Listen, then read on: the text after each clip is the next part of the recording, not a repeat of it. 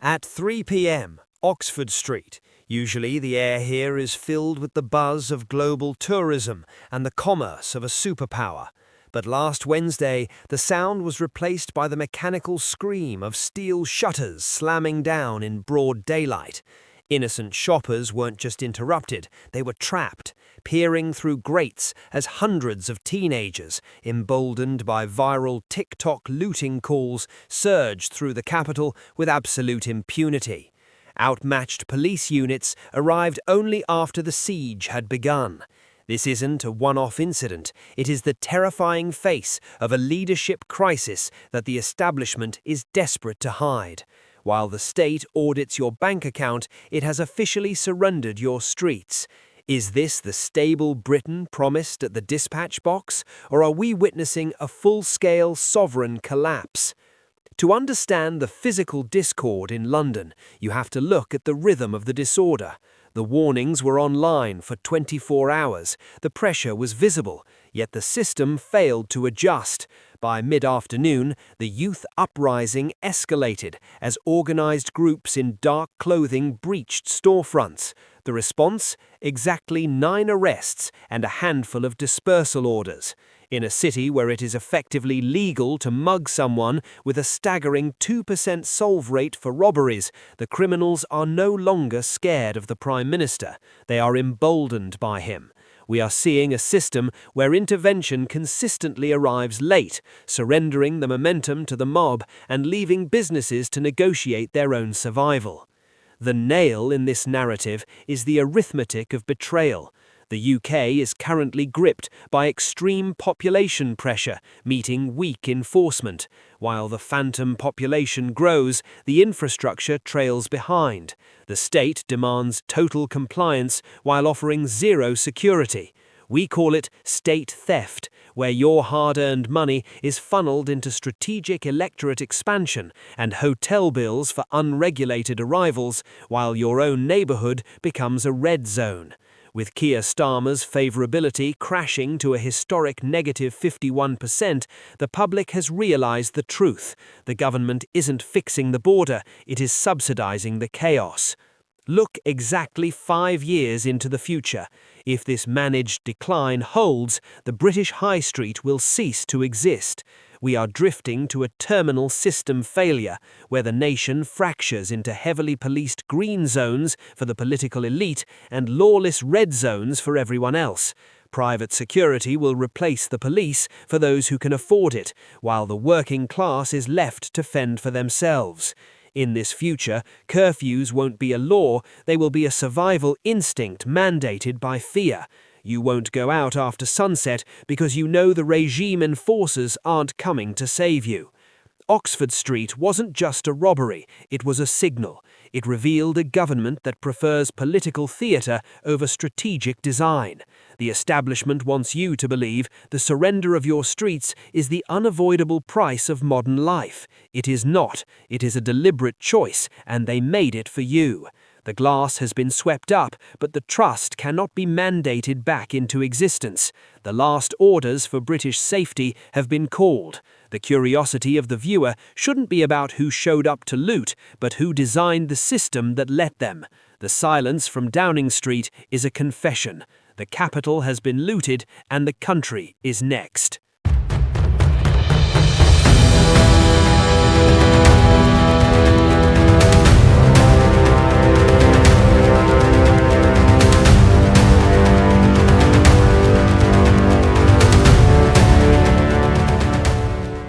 Sweden was once the global blueprint for peace, harmony, and the golden age of the middle class. But that model is currently being dismantled by the sound of 30 explosions a month. Imagine a country where 15-year-old girls, blonde, green girls from traditional backgrounds, are being groomed not just for romance, but to carry out contract killings and transport hand grenades on the morning commute. In 2022, Stockholm's gun deaths were 30 times higher than London's.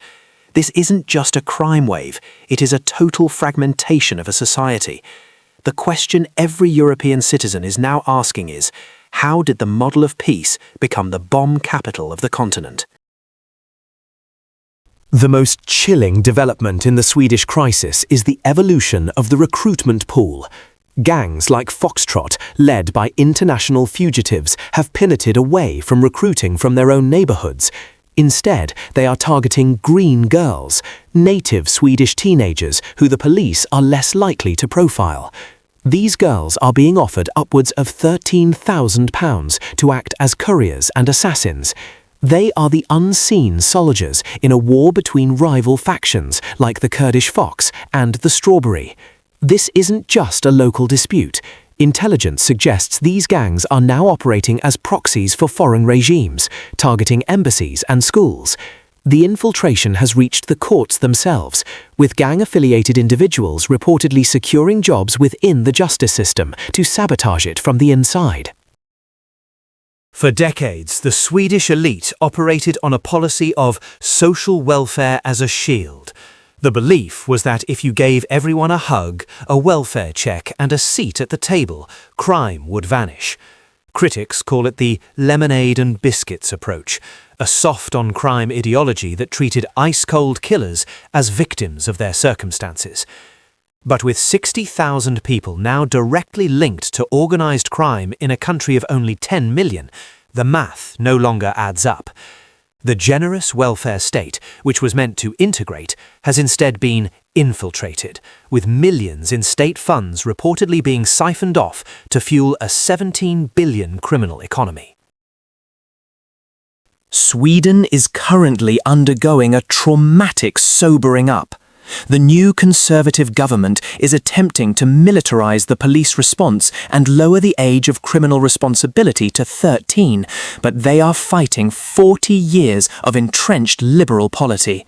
While the political left still argues for hugs over handcuffs, the reality on the ground is drone surveillance over Stockholm and police officers being gunned down in routine checks.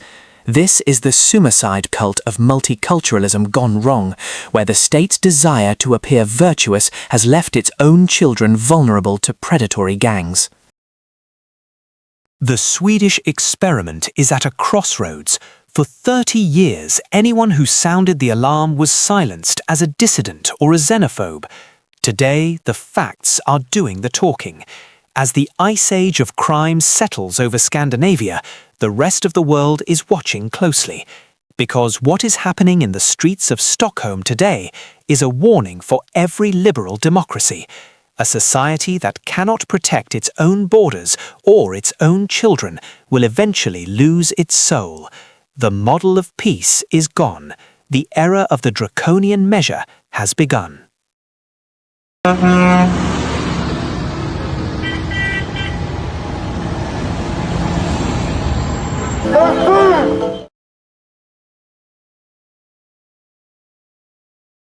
Current headline on Sky News. They arrived before dawn, long before London had even rubbed the sleep from its eyes. In the freezing rain, wrapped in heavy coats and determination, thousands of farmers moved steadily toward Whitehall. Within minutes, the polished calm of government territory cracked. The street where Britain's biggest decisions are signed and stamped suddenly belonged to the countryside. Tractors lined the avenues, boots stomped through the puddles. Placards rose into the winter light like warning signs from a nation pushed too far. And here is the unsettling truth. For the first time since taking power, Sir Keir Starmer's government looked genuinely shaken. What unfolded today was not a symbolic demonstration. It was a revolt, disciplined, furious, and unmistakably personal. The spark was simple, inheritance tax, but the fire it lit exposed something far deeper. Whitehall echoed with chants so loud the windows shuddered. "We will not be taxed into extinction," the crowd shouted, and the force of it carried down the entire government quarter. Some had traveled through the night, many had never protested before. Yet here they were, families who had worked the same land for a century, young farmers who no longer knew if they'd ever inherit it, and communities bound together by the quiet understanding that this moment, right here, could decide their future. London has seen anger before, but this was different. This was rural Britain at the breaking point. The government says only a small number of farms will be affected by its inheritance tax changes, perhaps around 500 a year once all allowances are added in. But farmers insist the reality is far more dire.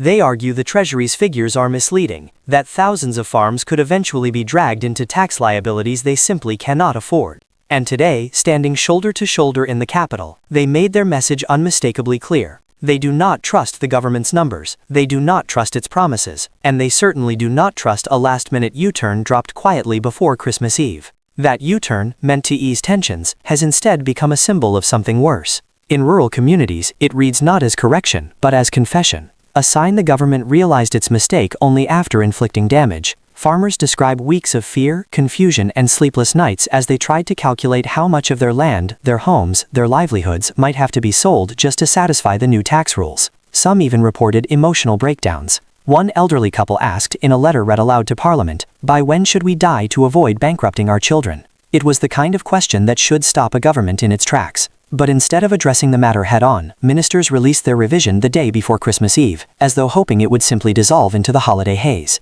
It did not. It detonated. And today's march was the shockwave. To understand why this is turning into a national rupture, you must look at the broader climate. Britain right now is stretched thin. Public frustration is simmering across multiple fronts. Immigration remains a politically explosive topic, with 2/3 of voters believing numbers are rising, even as official data shows they have fallen. Reform UK is surging in the polls, capitalizing on every misstep the government makes. Public institutions are under strain.